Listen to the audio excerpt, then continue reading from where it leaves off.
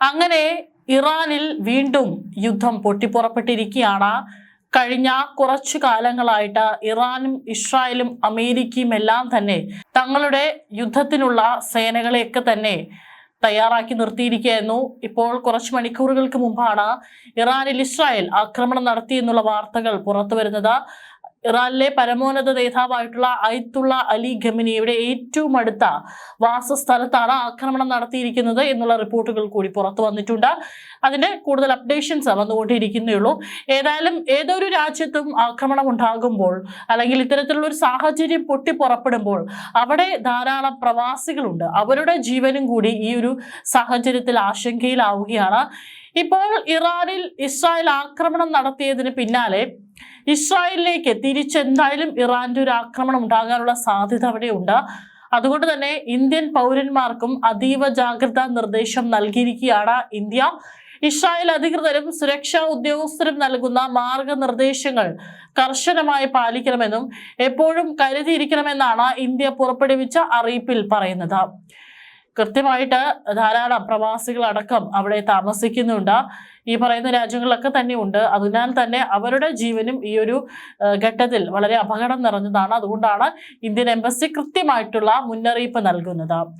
Iran പരമോന്നത നേതാവ് അയത്തുള്ള അലി ഖമനിയുടെ ഓഫീസിന് സമീപത്തും സ്ഫോടനമുണ്ടായതായി റിപ്പോർട്ടുകൾ പുറത്തു വരുന്നുണ്ട്.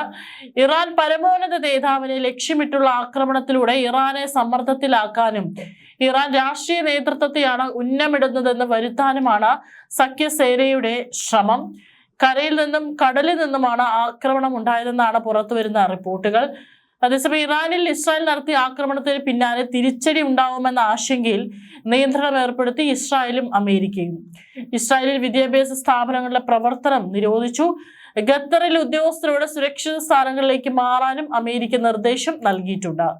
ഇറാന്റെ തിരിച്ചടി ദോഹയിലെ US സേന ആസ്ഥാനത്തേക്ക് ഉണ്ടാകുമെന്ന ആശങ്ക ശക്തമാണ്. ഗൾഫ് രാജ്യങ്ങളെ തീർത്തും അലോസരപ്പെടുത്തുമെന്നാണ് ഇപ്പോഴത്തെ യുദ്ധകാഹളങ്ങൾ. ഇറാനിൽ നിന്നുള്ള മിസൈൽ ആക്രമണങ്ങൾക്ക് സാധ്യതയുണ്ടെന്ന് ഇസ്രായേൽ സൈന്യം മുന്നറിയിപ്പ് നൽകി.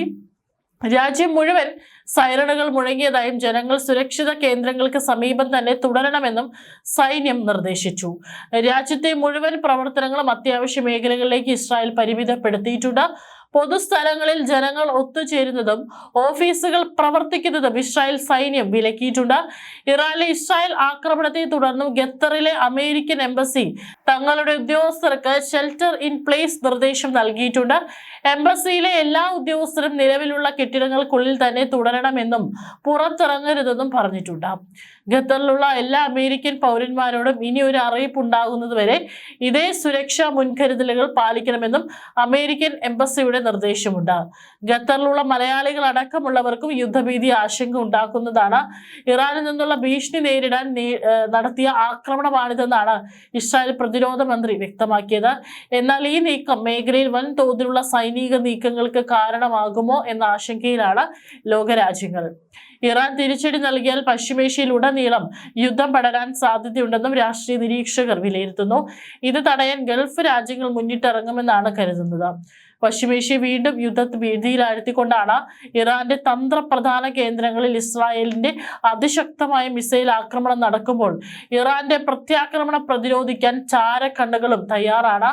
അമേരിക്കൻ സൈന്യത്തിന്റെ പരോക്ഷ പിന്തുണയോടെ നടത്തുന്ന ഈ മുൻകരുതൽ ആക്രമണത്തിൽ ഇറാന്റെ പ്രസിഡൻഷ്യൽ കേന്ദ്രങ്ങളും പരമോന്നത നേതാവ് അയത്തുള്ള അലി ഖമനിയുടെ ഓഫീസിന് സമീപമുള്ള മേഖലകളുമാണ് പ്രധാനമായി ലക്ഷ്യമിട്ടത്. ഇസ്രായേലിലെ പ്രമുഖ വാർത്താ ചാനലായ ചാനൽ 12 പുറത്തുവിട്ട റിപ്പോർട്ടുകൾ പ്രകാരം ഇത് ഇരു രാജ്യങ്ങളുടെയും കൃത്യമായ പ്ലാനിങ്ങോടെയുള്ള സംയുക്ത സൈനിക നീക്കമാണ്. ആക്രമണത്തിന് പിന്നാലെ ഇറാന്റെ ആകാശത്തും ഒമാൻ ഉൾക്കടൽ മേഖലയിലും നിരീക്ഷണം ശക്തമാക്കി അമേരിക്കൻ നാവികസേനയുടെ അത്യാധുനിക ഡ്രോണുകൾ വട്ടമിട്ട് പറക്കുകയാണ്. ഇറാന്റെ ഭാഗത്തു നിന്നുള്ള പ്രത്യാക്രമണ സാധ്യതകൾ തത്സമയം നിരീക്ഷിക്കാനും വിവരങ്ങൾ കൈമാറാനുമാണ് അത്യാധുനിക സെൻസറുകളുള്ള ഈ ഡ്രോണുകളെ വിന്യസിച്ചിരിക്കുന്നത്. ആക്രമണത്തിന് പിന്നാലെ ഇറാന്റെ ആകാശത്തും ഗൾഫ് ഓഫ് ഒമാൻ മേഖലയിലും നിരീക്ഷണം ശക്തമാക്കി അമേരിക്കൻ നാവികസേനയുടെ MQ-4C ട്രൈറ്റൻ ഡ്രോണുകൾ വട്ടമിട്ട് പറക്കുകയാണെന്ന് ഇറാനും അറിയാം. ഇറാന്റെ ഭാഗത്തു നിന്നുള്ള പ്രത്യാക്രമണ സാധ്യതകൾ തത്സമയം നിരീക്ഷിക്കാനും വിവരങ്ങൾ കൈമാറാനുമാണ് അത്യാധുനിക സെൻസറുകളുള്ള ഈ ഡ്രോണുകളെ വിന്യസിച്ചിരിക്കുന്നത് കടലിലെയും തീരപ്രദേശങ്ങളിലെയും നീക്കങ്ങൾ അതീവ കൃത്യതയോടെ നിരീക്ഷിക്കാൻ രൂപകൽപ്പന ചെയ്ത പൈലറ്റ് ഇല്ല വിമാനങ്ങളാണ് MQ-4C ട്രൈറ്റൻ ഡ്രോണുകൾ. US നാവികസേനയുടെ സമുദ്ര നിരീക്ഷണ പ്രവർത്തനങ്ങളുടെ പ്രധാന ആയുധമാണിത്. അത്യുന്നതങ്ങളിൽ പറക്കാനുള്ള ശേഷി ഇതിനുണ്ട്. സാധാരണ വിമാനങ്ങൾ സഞ്ചരിക്കുന്നതിനേക്കാൾ വളരെ ഉയരത്തിലാണിത്.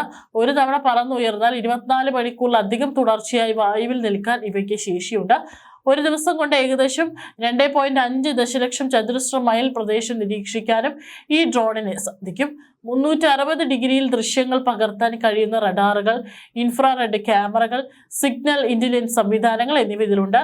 മേഘങ്ങൾക്കിടയിലൂടെയും രാത്രികാലങ്ങളിലും കടലിലെ ചെറിയ കപ്പലുകളെ പോലും തിരിച്ചറിയാൻ ഇതിന് കഴിയും. ആയുധങ്ങൾ വഹിക്കില്ലെങ്കിലും ശത്രുവിന്റെ മിസൈൽ ലോഞ്ചറുകൾ, പടക്കപ്പലുകൾ, സൈനിക വിന്യാസം എന്നിവയുടെ തത്സമയ വിവരങ്ങൾ ആസ്ഥാനങ്ങളിലേക്ക് എത്തിക്കുന്നതിലും ഇവ ഒന്നാമനാണ്. ഇറാൻ അതിർത്തികളിൽ ഇപ്പോൾ ഈ ഡ്രോണുകൾ വിന്യസിച്ചിരിക്കുന്നത് ഇറാന്റെ മിസൈൽ യൂണിറ്റുകളുടെ ഓരോ ചലനവും നിരീക്ഷിക്കാനാണ്. കഴിഞ്ഞ ജൂണിൽ നടന്ന വ്യോമയുദ്ധത്തിന് ശേഷം ഇരു രാജ്യങ്ങളും തമ്മിലുള്ള ബന്ധം അതീവ ഗുരുതരമായ സാഹചര്യത്തിലേക്കാണ് നീങ്ങിയിരുന്നത്.